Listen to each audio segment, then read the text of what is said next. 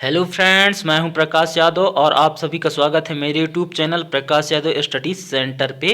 तो चलिए आज हम पढ़ेंगे सह अभाज्य संख्या। तो सह अभाज्य संख्या का परिभाषा है, यदि दो संख्याओं में एक के अलावा कोई अन्य उभयनिष्ठ गुणनखंड ना हो तो वे सह अभाज्य संख्या कहलाती हैं। अथवा हम देख के ही 2 सेकंड में पहचान जाने ऐसी परिभाषा ये लिखा हूं मैं, क्योंकि थंबनेल में लिखा है कि सिर्फ 2 सेकंड में ही देख के ही पहचाने। तो क्या देखना है दोस्तों? सम संख्या और विषम संख्या का ऐसा जोड़ा जिनके गुणनखंड, सबसे पहले हमको देखना है क्या है कि एक सम संख्या हो और दूसरी विषम संख्या हो, इन दोनों क्या हो, जोड़ी हो। तो सम संख्या और विषम संख्या का ऐसा जोड़ा जिनके गुणनखंड अलग अलग हो, सिर्फ एक ही गुणनखंड उभयनिष्ठ हो, सिर्फ एक ही उभयनिष्ठ गुणनखंड हो, सह अभाज्य संख्याएं कहलाती है। तो उदाहरण ये है, उदाहरण जैसे कि 8 और 15, 8 और 15। तो इनका सबसे पहले क्या निकाल लेते हैं अपन? गुणनखंड निकाल लेते हैं। तो चलिए इनका गुणनखंड पहले निकाल लेते हैं। हम पहले निकालते हैं 8 का गुणनखंड। चूंकि यहाँ पे लिखा है सम और विषम संख्या का ऐसा जोड़ा जिनके गुणनखंड अलग अलग हों, सिर्फ एक ही उभयनिष्ठ गुणनखंड हो, है ना। तो हमें सबसे पहले इनका गुणनखंड निकालना है, और वैसे देख के तो हम समझ सकते हैं कि चूंकि यहाँ पे स्पष्ट लिखा है सम और विषम संख्या, तो 8 कौन सी संख्या है? सम संख्या है, और 15 विषम संख्या है। तो यह सह अभाज्य संख्या हो सकती हैं। अब हो सकती हैं क्यों?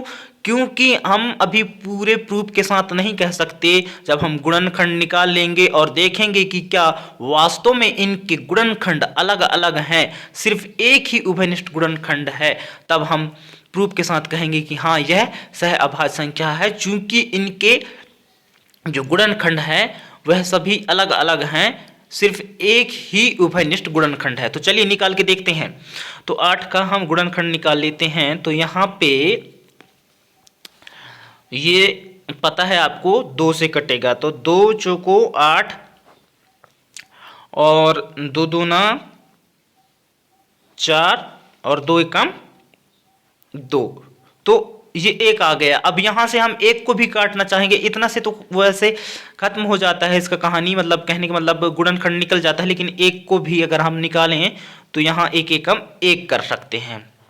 अब यहाँ हम लिख सकते हैं कि 8 का जो क्या आया है गुणनखंड, 8 का गुणनखंड आया है 2 गुणे 2, कितने 2 हैं? 1 2 3 गुणे 2 गुणे 1, ये आया है। अब हमें किसका निकालना है? 15 का निकालना है। तो 15 का यहीं पे लिख लेते हैं। 15 का गुणनखंड निकालना है, ऐसे निकालते हैं। ये किससे कटेगा? 3 से कटेगा। तो 3 पछे 15 और 5 एकम 5, और ये पूरा कट गया। अब 1 को भी काटेंगे तो 1 एकम 1। तो यहाँ पे अब हम 15 का भी गुणनखंड लिखेंगे। तो 15 का बराबर 15 गुणनखंड है 3 गुणे 5 गुणे 1, 3 गुणे 5 गुणे 1। तो देखो फ्रेंड्स, 8 का गुणनखंड है 2 गुणे 2 गुणे 2, और 15 गुणनखंड है 3 गुणे 5 गुणे 1। इनमें सभी अलग अलग गुणनखंड है, सिर्फ एक क्या है? एक ही गुणनखंड क्या है? उभयनिष्ठ है, कॉमा है, मिल रहा है। बाकी ये बाकी गुणनखंड अलग है, 2 गुणे 2 गुणे 2 है, और यहाँ पे 3 गुणे 5 है। लेकिन सिर्फ एक ही मिल रहा है। एक ही गुणनखंड क्या है?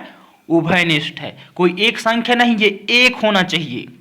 यहाँ पे कोई और अलग संख्या नहीं, ना कि यहाँ पे जैसे कि यहाँ पे 2 है तो यहाँ पे 2, वो नहीं होना चाहिए, सिर्फ एक ही होना चाहिए उभयनिष्ठ में। तो 15 और 8 का जोड़ा क्या है? सह अभाज्य संख्याएं हैं, क्योंकि सम और विषम का ऐसा जोड़ा है जिनके गुणनखंड अलग अलग हैं। देखिए यहाँ पे गुणनखंड अलग अलग हैं, सिर्फ कौन मिल रहा है, सिर्फ एक ही उभयनिष्ठ गुणनखंड है। तो एक ही उभयनिष्ठ यानी दोनों जगह पे मिल रहा है, यहाँ पे भी एक मिल रहा है और यहाँ पे भी एक मिल रहा है, सिर्फ एक ही मिल रहा है। उसके अलावा अन्य गुणनखंड अलग अलग हैं, नहीं मिल रहे हैं। तो उम्मीद करता हूं कि आपको यह समझ में आ गया होगा। चलिए एक उदाहरण और दे देता हूं। तो उदाहरण है दूसरा उदाहरण है 9 और 14। तो 9 का गुणनखंड निकाल लीजिए आप। 9 का गुणनखंड निकालेंगे, 9 कटेगा किससे, 3 से। 3 तिहाई 9, 3 एकम 3, एक को नहीं काटेंगे लेकिन काट लेते हैं क्योंकि हमें एक गुणनखंड दिखाना होता है। तो 1 एकम 1, ये कट गया। अब यहाँ पे 14 का, तो 14 का निकालेंगे तो किससे कटेगा, 2 से। 2 सत्ते 14, और अब 7 किससे कटेगा, स्वयं 7 से ही। तो 7 एकम 7 बच गया 1, तो 1 एकम 1। अब यहाँ पे हम लिख लेते हैं 9 का गुणनखंड। तो 9 का गुणनखंड लिखेंगे तो 9 बराबर 3 गुणित 1 और कितना, 14 का। तो 14 का गुणनखंड कितना आया है, 2 गुणित 7 गुणित 1। 9 का गुणनखंड 3 गुणित 3 गुणित 1, 3 गुणित 1, और 14 का 2 गुणित 7 गुणित 1, तो 2 गुणित 7 गुणित 1। तो देखिए इन दोनों का गुणनखंड अलग अलग है, सिर्फ एक और एक ही क्या है, उभयनिष्ठ है। बाकी यहां 3 गुणित 3 है, तो यहां 2 गुणित 7 है, लेकिन सिर्फ एक ही उभयनिष्ठ गुणनखंड है। तो इस प्रकार की जोड़ों को हम सहअभाज्य संख्याएं कहते हैं। उम्मीद करता हूं फ्रेंड्स की सहअभाज्य संख्या आप समझ जाएंगे और देख के पहचान जाएंगे और गुणनखंड निकाल के अच्छे तरह से आसानी से पहचान लेंगे।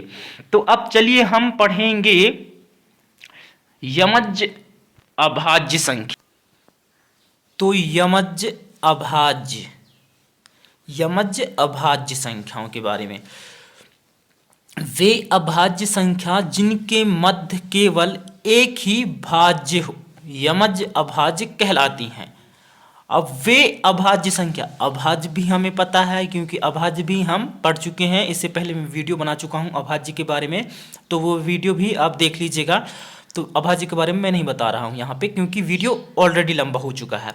तो वे अभाज्य संख्या जिनके मध्य केवल एक ही भाज्य हो, अब भाज्य भी पढ़ चुके हैं, शॉर्टकट बता दे रहा हूं। अभाज्य जो सिर्फ स्वयं से और एक से विभाजित हो, सिर्फ और सिर्फ स्वयं से और एक से विभाजित हो, वह अभाज्य संख्या। और भाज्य जो स्वयं तथा अन्य दूसरी संख्याओं से भी विभाजित हो। तो हमें क्या देखना है, वे अभाज्य संख्या जिनके मध्य केवल एक ही भाज्य हो, यमज्ज अभाज्य कहलाती हैं। अथवा दूसरा परिभाषा है, दो अभाज्य संख्याओं का ऐसा जोड़ा जिनके मध्य या बीच केवल एक ही भाज्य हो, यमज्ज अभाज्य संख्या कहलाती हैं। तो चलिए उदाहरण से और अच्छा तरह से समझ लेते हैं। ये तो परिभाषा है, उदाहरण से मैं समझा रहा हूं। तो जैसे क्या बोला है यहाँ पे, दो अभाज्य या वे अभाज्य संख्या। तो दो अभाज्य, अपन दो अभाज्य कोई भी ले लेते हैं, दो अभाज्य संख्या है ना। तो ले लेते हैं अपन 3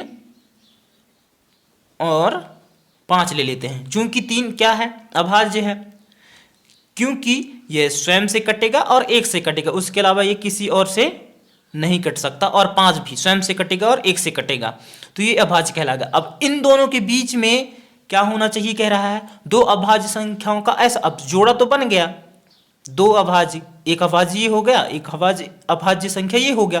तो दो अभाज्यों का ऐसा जोड़ा जिनके मध्य केवल एक ही भाज्य हो। तो इनके बीच में कौन सी संख्या आएगी, 3 के बाद क्या आएगा, 4, उसके बाद 5।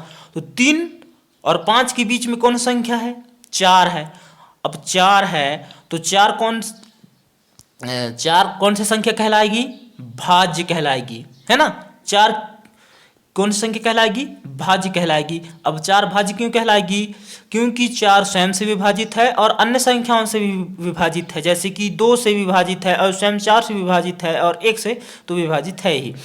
तो इस प्रकार की जोड़ा जिनके मध्य केवल एक भाज्य हो, तो इन दोनों के मध्य केवल एक भाज्य है। 3 के बाद 4 आएगा, उसके बाद फिर 5 आएगा, तो 3 और 5 के मध्य या बीच केवल एक ही भाज्य है, तो यह कौन सी संख्या कहलाएंगी? यमज अभाज्य। और उदाहरण के लिए जैसे कि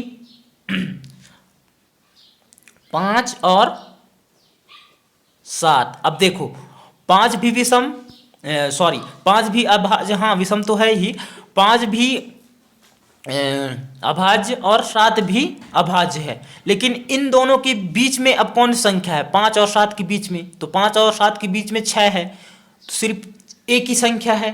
अब 6 कौन सी संख्या है? भाज्य है। अब भाज्य क्यों है वो तो पता है आपको, कि वह 6 जो है स्वयं से विभाजित है और अन्य संख्याओं से, कौन कौन से? जैसे कि 3 से और 2 से। तो इस प्रकार के जोड़ा क्या कहलाते हैं? यमज अभाज्य कहलाते हैं। और उदाहरण आप अपने से सोचिए, मैं यहाँ पे लिख रहा हूं और कमेंट्स बॉक्स में भी लिख के कमेंट्स कीजिए। तो जैसे कि 11 और